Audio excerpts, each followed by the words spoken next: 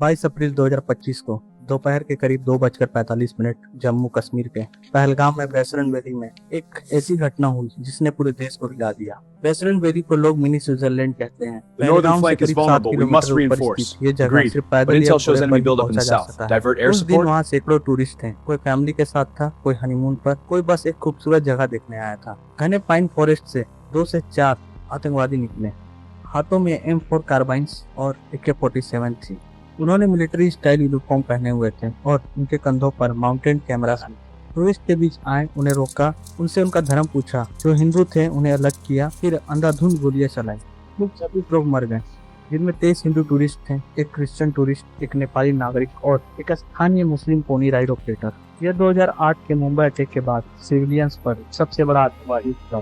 इसकी जिम्मेदारी TRF ने ली, जो पाकिस्तान बेस्ड लश्कर-ए-तैयबा का प्रॉक्सी है। TRF ने उसी 2 दिन बाद जिम्मेदारी ली।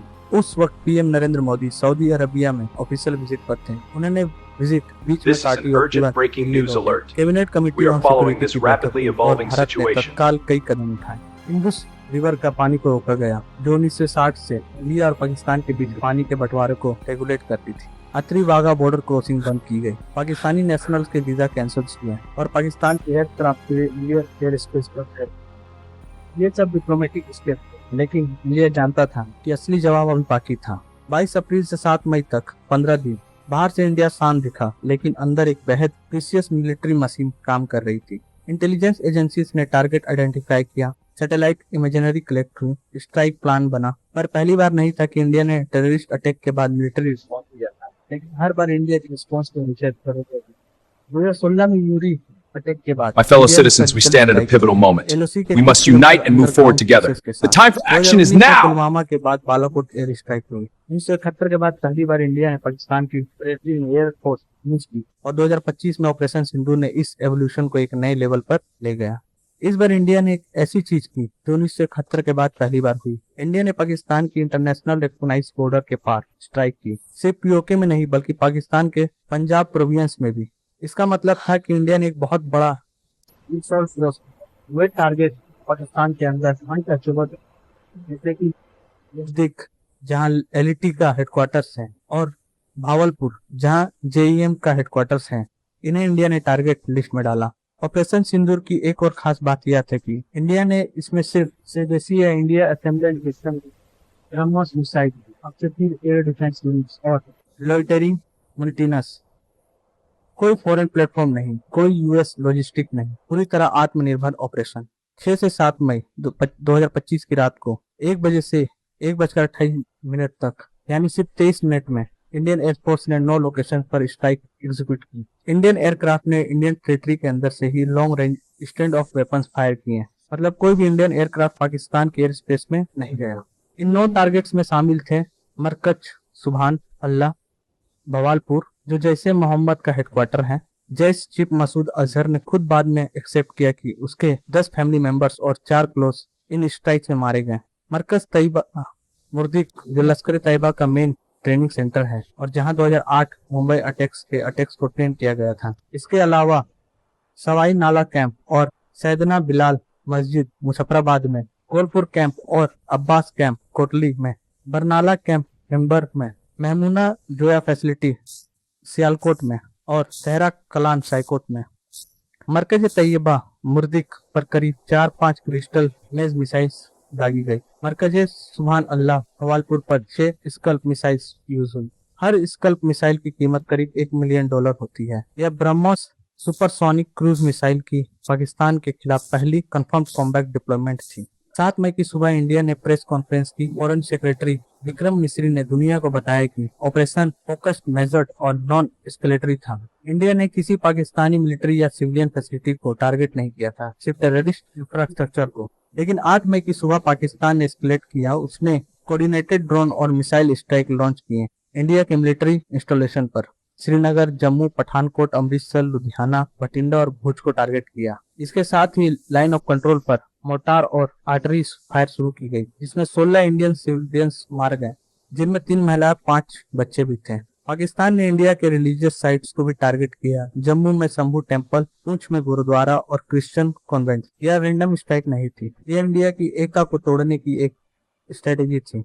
पाकिस्तान के इस एस्केलेशन के बाद इंडिया ने अपना सेकंड और सबसे बड़ा काउंटर ऑफेंसिव लॉन्च किया। इंडिया की स्ट्रेटेजी बेहद कैलकुलेटेड थी। सबसे पहले डमी पायलटलेस टारगेट एयरक्राफ्ट सेंड किए जो रडार पर फाइटर जेट्स जैसे दिखते थे। जब पाकिस्तान के रडार्स और एयर डिफेंस नेटवर्क इन्हें इंटरसेप्ट करने के लिए एक्टिव हुए तब इंडिया ने इजराइल मेड हरोप ट्रेनिंग हाई एल्टीट्यूड से लॉन्च किया जो सीधे पाकिस्तान के एयर डिफेंस रडार्स और कमांड सिस्टम को टारगेट कर रहे हैं। जिसके बाद इंडिया ने पाकिस्तान के एयर डिफेंस रडार इंस्टॉलेशन और सरफेस और इनसाइड साइड को यहाँ के पास एक रडार 8 मई को डिप्लॉय हुआ, फिर 4 और एयर डिफेंस साइट्स। पाकिस्तान का इंटीग्रेटेड एयर डिफेंस नेटवर्क एक के बाद एक कमजोर होता गया। Swiss think tank centre prospective militaries की रिपोर्ट के मुताबिक इंडिया के S-400 My fellow citizens, we stand at a pivotal moment.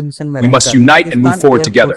The time for action is now! S-400 ने एक DF airborne early warning and control aircraft को बहुत खून से इंगेज किया, जिससे PAF की बाकी रडार कैरिंग एयरक्राफ्ट में भारी भय फैल गया। इसका क्युमुलेटिव इफेक्ट यह था कि पाकिस्तान की एयर स्पेस कवरेज की 20 और 10 इलेक्शन है।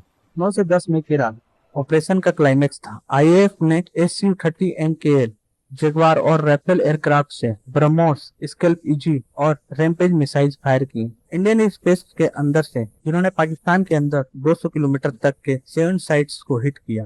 8 से 10 मई के बीच इंडिया ने पाकिस्तान के 11 एयर बेसेस टारगेट किए, जिनमें नूर खान और सरगोधा शामिल। करीब 19 ब्रह्मोस मिसाइल एयरबेस पर फायर की गई।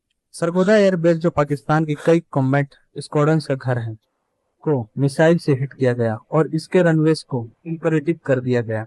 जकोबाबाद एयरबेस पर एक F-16 मेंटेनेंस हैंगर को डायरेक्ट हिट किया। बलारी एयरबेस कराची में एक हैंगर जिसमें स्वीडिश ओरिजिनल साब 2000 AEW&C एयरक्राफ्ट था, उसे ब्रह्मोस मिसाइल से डिस्ट्रॉय किया गया। एक रिटायर्ड पाकिस्तानी एयर मार्शल ने खुद इसे कंफर्म किया। उस एयरक्राफ्ट की कीमत करीब $300 मिलियन थी। पाकिस्तान ने इंडिया पर भी मिसाइल अटैक किए। पता 2 लॉन्ग रेंज की तरफ फायर किया गया, लेकिन हरियाणा के सिरसा में इंटरसेप्ट कर दिया गया। पाकिस्तान ने Chinese EL-15E long range BVR missiles भी फायर किए हैं, जो पंजाब में इंडिया की एयर डिफेंस ने इंटरसेप्ट किए। पूरे कॉन्फ्लिक्ट में S-400 को 11 बार यूज किया गया मिसाइल इंटरसेप्ट करने के और एयरक्राफ्ट शूट डाउन करने के लिए। आकाश मिसाइल सिस्टम ने पाकिस्तान के फतह 2 मिसाइल को सक्सेसफुली इंटरसेप्ट किया। इस पूरे एरियल एंगेजमेंट में 114 से ज्यादा एयरक्राफ्ट इन्वॉल्व थे। 72 IAF के और 42 EAF। The northern flank is vulnerable. We must reinforce. Agreed. But intel shows enemy buildup in the south. Divert air support. किसी भी साइड को कोई एयरक्राफ्ट बॉर्डर क्रॉस नहीं किया। दोनों ने 100 किलोमीटर से भी ज्यादा दूरी से एक दूसरे को एंगेज किया। स्विस थिंक टैंक की रिपोर्ट के मुताबिक इस पूरे 88 घंटे कॉन्फ्लिक्ट में इंडिया ने एस्टिमेट किया कि उसने कम से कम 4-5 F-16, एक एरी AEW&C एयरक्राफ्ट, एक C-130 ट्रांसपोर्ट एयरक्राफ्ट, कई male drones, 2 radars, 2 command and 2 control centres और एक सरफेस एयर मिसाइल बैटरी को डिस्ट्रॉय किया। But intel shows enemy buildup in the south. दोपहर Divert के air बाद support. पाकिस्तान के DGMO ने भारत के DGMO को कॉल किया और सीज फायर की रिक्वेस्ट की। दोनों साइड्स ने 5 बजे से लैंड, एयर और सी सभी पर सीज फायर का एग्रीमेंट किया, यानी पाकिस्तान ने खुद सीज फायर मांगा, इंडिया ने। स्विस थिंक टैंक ने अपनी रिपोर्ट में यह भी नोट किया कि पाकिस्तान के मिलिट्री अथॉरिटीज ने नून तक सीज फायर रिक्वेस्ट किया था, क्योंकि इंडिया ने क्लियर एयर सुपरेटरी अचीव कर ली थी और पाकिस्तान का एयर नेटवर्क बुरी तरह डिग्रेड हो चुका था। दुनिया की रिएक्शन की बात करें तो Israel, France, UK, Japan, Saudi Arabia सभी ने इंडिया के काउंटर टेररिज्म रिस्पॉन्स को सपोर्ट किया। UK foreign minister David Lammy ने कहा कि इंडिया को पहलगाम किलिंग पर आउटरेस्ट होने का पूरा हक है। यूएस की बात करें तो VP JD वेंस ने पहले कहा था कि conflict none of our business है, लेकिन बाद में प्रेसिडेंट ट्रंप फायर अनाउंस करने में अपना इंडिया ने स्पष्ट कर दिया है। We are following this rapidly evolving situation. Strategic perspective से देखा जाए तो स्मॉल वॉर्स जर्नल ने लिखा कि ऑपरेशन सिंदूर महज एक रैपिड मिलिट्री रिएक्शन नहीं था, ये एक सिग्निफिकेंट स्ट्रेटेजिक टर्निंग पॉइंट था। इंडिया ने सिर्फ domestically development system BrahMos military mission से एक Chinese supported clear military advantage से डिफीट किया। पाकिस्तान के Chinese made air defences India presence offensive को रोक नहीं पाए। चाइनीज टेक्नोलॉजी रियल बैटलफील्ड में फेल हो गई। पीएम मोदी ने 12 मई को नेशनल को एड्रेस करते हुए इंडिया की नई डॉक्ट्राइन के 3 पॉइंट्स रखे। पहला, अगर इंडिया पर टेररिस्ट अटैक होगा फिटिंग रिप्लाई मिलेगा। दूसरा, इंडियन न्यूक्लियर ब्लैकमेल बर्दाश्त करेगा और न्यूक्लियर ब्लैकमेल तो है टेररिस्ट हाइडआउट्स पर My fellow citizens, we stand at a pivotal moment. We must unite and move forward together. The time for action is now! Operation Sindoor को properly समझने के लिए 3 लेवल्स पर देखना होगा। पहला लेवल है टैक्टिकल। इंडिया ने 9 टेररिस्ट कैंप को डिस्ट्रॉय किए, पाकिस्तान के 11 एयरबेस को डैमेज किया, उसके एयर डिफेंस नेटवर्क को डिग्रेड किया और उसे सीज फायर मांगने पर मजबूर किया। यह मिलिट्री ऑब्जेक्टिव था जो अचीव हुआ। दूसरा लेवल है स्ट्रेटेजिक। 1971 के बाद पहली बार इंडिया ने पाकिस्तान की इंटरनेशनली रिकॉग्नाइज्ड बॉर्डर क्रॉस की और रावलकोट जैसी जगह जो विशेष से पाई जाती है वहाँ इंडियन स्ट्राइक ने पाकिस्तान की एक फंडामेंटल एज्यूम्पशन को तोड़ा कि जियोग्राफिक डेप्थ उसे सेफ रखेगी। तीसरा लेवल है मूरी से बालाकोट और बालाकोट से सिंदूर तक इंडिया की रिस्पॉन्स की नेचर हर बार बदली। उरी में सिग्नल था, बालाकोट में कैपेबिलिटी डेमोन्स्ट्रेट और सिंदूर में एक फुल मिलिट्री कैंपेन। इंडिया ने हर बार टेस्ट किया कि वो कितना कर सकता है बिना फुल स्केल वॉर के और हर बार थ्रीशोल्ड आगे बढ़े। ऑपरेशन सिंदूर ने यह भी प्रूव किया कि इंडिया के स्वदेशी डिफेंस सिस्टम जिन पर काम पिछले 2 दशकों से हो रहा था रियल कॉम्बैट में इफेक्टिव है। ब्रह्मोस ने टारगेट डिस्ट्रॉय किए, S-400 ने पाकिस्तान के मिसाइल्स और एयरक्राफ्ट इंटरसेप्ट किए, अक्षय-3 ने इंडियन एयर स्पेस की रक्षा की। ये आत्मनिर्भर भारत का सबसे कॉन्क्रीट डेमोन्स्ट्रेशन था। पहलगाम में 26 लोग मारे गए थे, उनके परिवारों का दर्द कोई मिलिट्री ऑपरेशन वापस नहीं ला सका। लेकिन ऑपरेशन सिंधु ने एक मैसेज दिया कि इंडिया की सीमाओं पर, इंडिया के नागरिकों पर हमले का जवाब अब सिर्फ डिप्लोमेटिक प्रोटेस्ट से नहीं बल्कि प्रिसीजन स्ट्राइक से दिया जाएगा और यह जवाब अब आएगा तो 23 मिनट में आएगा। और ये डॉक्यूमेंट्री यहीं खत्म होती है। वीडियो को लाइक करें, शेयर करें और चैनल को सब्सक्राइब करें। Thank you.